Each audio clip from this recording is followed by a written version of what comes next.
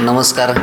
मी गोपीनाथ पाटील, प्राध्यापक रामदास जोळ फाउंडेशनचा प्रवक्ता म्हणून आज या ठिकाणी आपल्यासमोर आलो आहे. प्राध्यापक रामदास जोळ सर यांनी भारतीय जनता पार्टीच्या वतीने सर्वच इच्छुक उमेदवार जे आहेत, म्हणजे पंचायत समिती गणाचे असतील किंवा जिल्हा परिषद गटाचे असतील, यांच्या सर्वांचेच उमेदवारी अर्ज भरले होते. नेमका काय विषय काय झाला? आता सुरुवातीला आपली जिल्हा परिषद पंचायत समिती 13 जानेवारी साधारण त्याचा वेळापत्रक जाहीर झालं.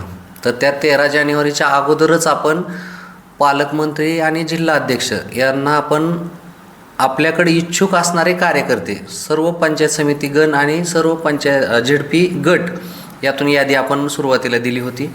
त्यानंतर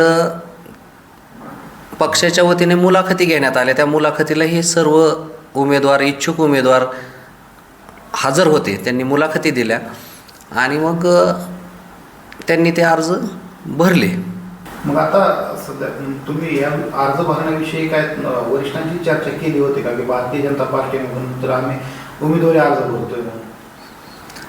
चर्चा केली होती. हे आमचे इच्छुक उमेदवार आहेत आणि आम्ही यांचे अर्ज भरत आहोत असं आम्ही वरिष्ठ पातळीवर कळवलं होतं. या ठिकाणी भारतीय जनता पार्टी आणि राष्ट्रवादी यांची युती झालेली आहे. मग आता उमेदवारी अर्ज माघारी घेण्यासंदर्भात का आपल्याला वरिष्ठांकडून काय सूचना आलीत का? अजून तर तशा काही सूचना आलेल्या नाहीत, पण वरिष्ठ पातळीवर चर्चा झाल्यानंतर जो निर्णय वरिष्ठांचा असेल तो आम्हाला मान्य असेल.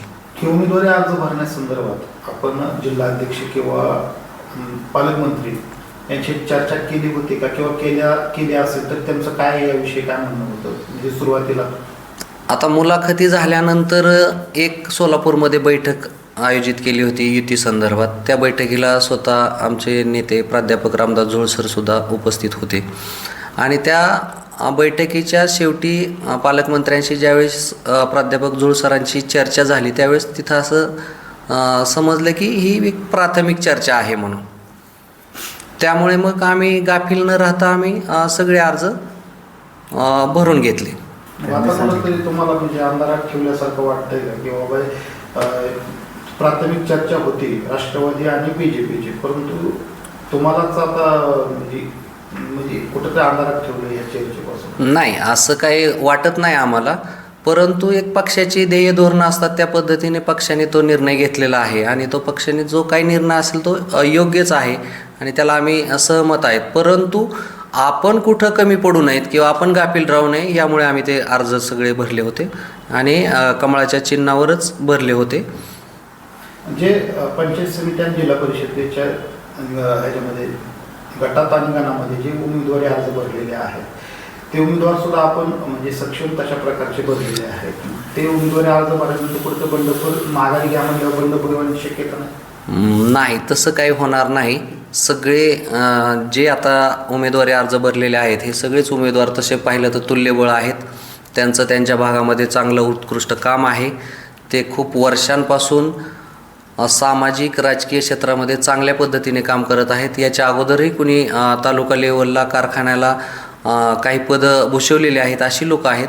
परंतु आमची ज्यावेळेस इथं सर्व उमेदवारांसोबत बैठक झाली त्यावेळेस तिथं एकमताने असं ठरले की प्राध्यापक जोळ सर जो काही निर्णय घेतील तो निर्णय आम्हाला मान्य असेल. याच्यात बंडखोरीचा काही विषय राहणार नाही. आता आपण जी माहिती देत आहात त्या माहिती म्हणजे आतापर्यंत पाहिलं गेलं तर जोळ सरच प्रत्येक वेळेस म्हणजे अशी काय माहिती असेल तर जोळ सर देत होते, परंतु आज जोळ सर त्या ठिकाणी उपस्थित नाहीत. कुठंतरी उमेदवारी किंवा पक्षाने कुठे विचार नाही केला म्हणून त्याचा अनुपस्थितीत आहे का, असं आहे का? नाही, असं काही नाही.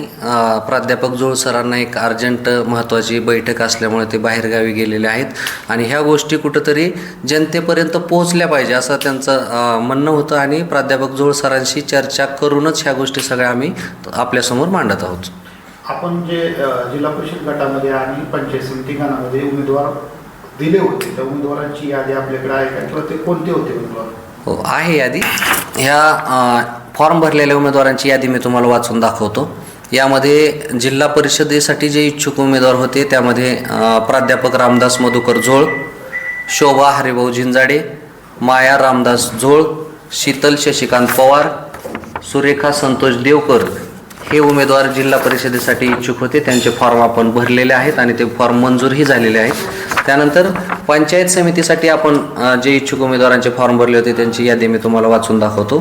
त्यामध्ये भक्ती संदीप सरडे, सुनील राजाराम भोसले, प्रिया गणेश जाधव, शुभांगी प्रताप खाडे, राजेंद्र गजेंद्र बाबर,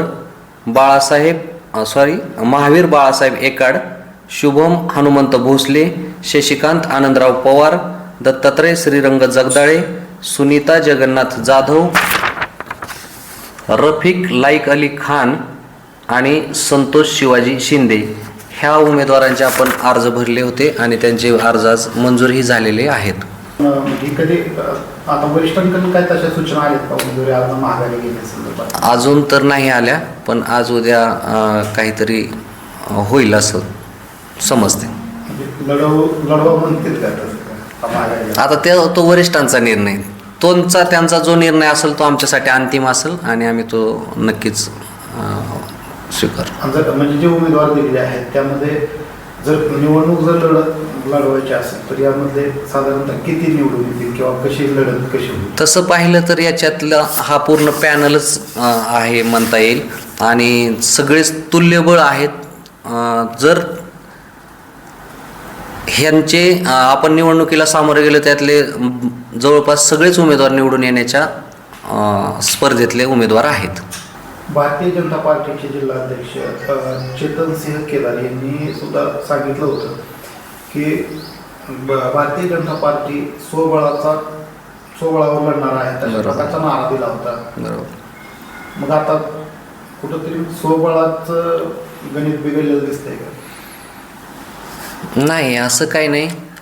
पक्ष शेवटी सगळ्या गोष्टींचा सर्वे करून विचार करून निर्णय घेत असतो आणि पक्षाला वाटलं असेल की इथं युती करणं अपेक्षित आहे, त्या पद्धतीने त्यांनी युती केलेली आहे आणि त्या पद्धतीने आपण इथं निवडणुकीला सामोरे जात आहोत. परंतु जिल्हाध्यक्षांनी असं म्हटलं होतं की आपण स्वबळावर लढणार आहोत आणि युतीच्या बैठकीमध्ये हे असल्यामुळं आम्ही सगळे फॉर्म भरले होते आणि आम्ही भव्य असं शक्ती प्रदर्शन करून आम्ही सगळ्या उमेदवारांचे या ठिकाणी अर्ज भरले होते. हो, नक्कीच. जिल्हा अध्यक्षांची बाईट पण आहे. त्यांनी त्यामध्ये असं सांगितलं की आम्ही सोलापूर जिल्ह्यामध्ये स्वबळावर लढणार आहोत, त्यामुळे आम्ही इकडं पूर्ण तयारी केली होती आणि त्या पद्धतीने आम्ही या ठिकाणी सर्वांचे फॉर्म भरले. तेही खूप मोठं असं शक्ती प्रदर्शन करून या ठिकाणी फॉर्म भरले होते.